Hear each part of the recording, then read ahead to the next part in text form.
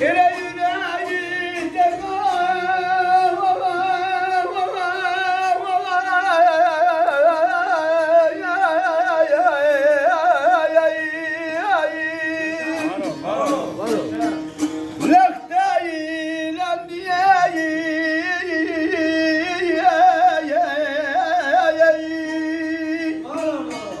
Kavgacım yok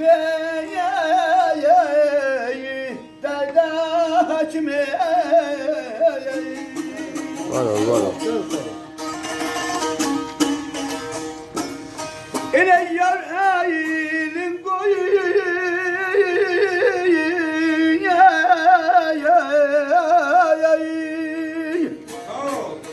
Sasayı vallahi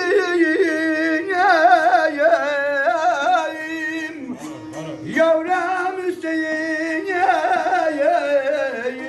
bir daha kime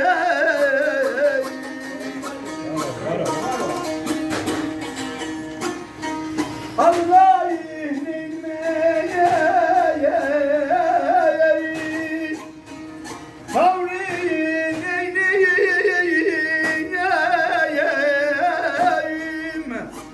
Belaruzi Kavran eynime Yaşa, var ol. Yürekte kan laxtalandı Taqatım yok derdi Cezalandırıyor mu?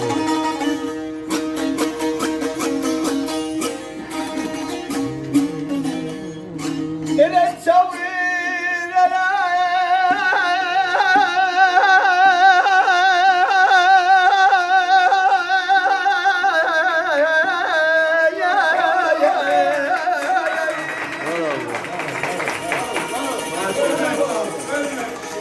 Naridi beşiğin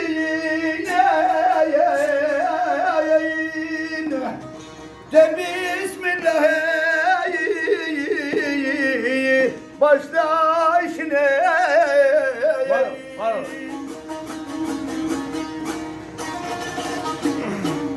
Var ol Akın işleriyle bayın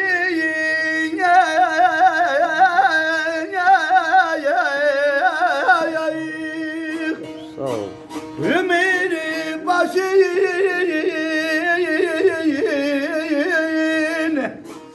Şerim bir yarım Orada hacme Yaşa usta sen, yaşa. Var ol